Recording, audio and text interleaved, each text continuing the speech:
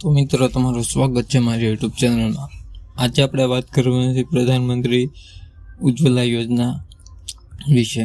હવે મહિલાઓને મળશે મફતમાં એલપીજી સિલિન્ડર. જાણો શું છે આખી પ્રોસેસ. નમસ્કાર મિત્રો, માહિતી અનુસાર એવું જાણવામાં મળ્યું છે કે 2024માં એવા તમામ ઘરોને ગેસ ઉપલબ્ધ કરવાનો જોઈએ જેમાં હજુ સુધી ગેસ પીએમ ઉજ્જવલા યોજના હેઠળ લાભ મળ્યો નથી. હવે પીએમ ઉજ્જવલા યોજના 2.0 મુજબ તમામ મહિલાઓને મફતમાં મળશે ગેસ સિલિન્ડર. ચાલો તમને જણાવીએ કે તમે આ યોજનાનો લાભ કેવી રીતે મેળવી શકો. અમે તમને એ પણ જણાવશું કે પીએમ ઉજ્જવલા યોજનામાં મહત્વના દસ્તાવેજો શું, યોગ્યતા શું, લાભો શું, ઉદ્દેશ શું, વિશેષતા અને એપ્લિકેશન પ્રક્રિયા શું છે તેની વાત આપણે આ વિડીયો ઇન્ક્લુડ કરવાના છે. તો આ વિડીયો પૂરો જોઈજો મિત્રો. પ્રધાનમંત્રી ઉજ્જવલા યોજના 2.0 હેઠળ ગ્રામીણ અને શહેરી વિસ્તારોમાં ગરીબ મહિલાઓને સ્વચ્છ ઇંધણ પૂરું પાડવામાં આવે છે.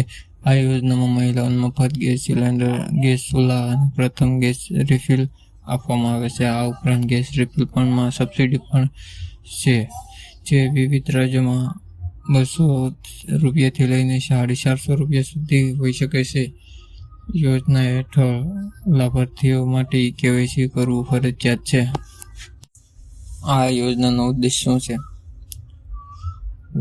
લાંબા સમયથી ઘરોમાં રસોઈ બનાવવા માટે કોલસા અને લાકડાનો ઉપયોગ કરવામાં આવે છે, જેના સ્વાસ્થ્ય અને પર્યાવરણ પર વિપરીત અસરો થાય છે. આ સમસ્યાઓનો ઉકેલ માટે પેટ્રોલિયમ અને કુદરતી ગેસ મંત્રાલય પ્રધાનમંત્રી ઉજ્જવલા યોજના શરૂ કરી છે. તેનો મુખ્ય ઉદ્દેશ વધુમાં વધુ પરિવારોને સ્વચ્છ ઇંધણ પૂરું પાડવાનો અને મહિલાઓને જીવન ધોરણ સુધારવાનો છે. આ યોજના માટે યોગ્યતા અને માપદંડ. માત્ર મહિલાઓને જ આ અરજી કરી શકે છે. મહિલા અરજદાર ભારતની રહેવાસી હોવી જોઈએ છે. અરજદારની ઉંમર 18 વર્ષ કે તેથી વધુ હોવી જોઈએ. ગ્રામીણ વિસ્તારમાં વાર્ષિક આવક 1 લાખ રૂપિયા અને શહેરી વિસ્તારમાં 2 લાખથી વધુ હોવી ન જોઈએ. અરજદારના પરિવારનો કોઈ પણ સભ્ય પહેલેથી આ યોજનાનો લાભ ન લીધેલો હોવો જોઈએ.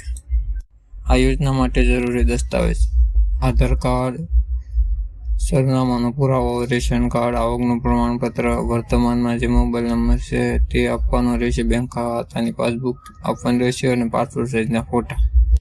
આ યોજનાની અરજી ઓનલાઈન અને ઓફલાઈન બે રીતે થાય છે. ઓનલાઈન અરજી કરવી તો વિડીયોની અંદર કોમેન્ટ કરો, તે લિંક આવી જશે. તો મિત્રો, વિડીયો સારો લાગ્યો તો વિડીયોને લાઈક, શેર અને સબસ્ક્રાઈબ કરજો.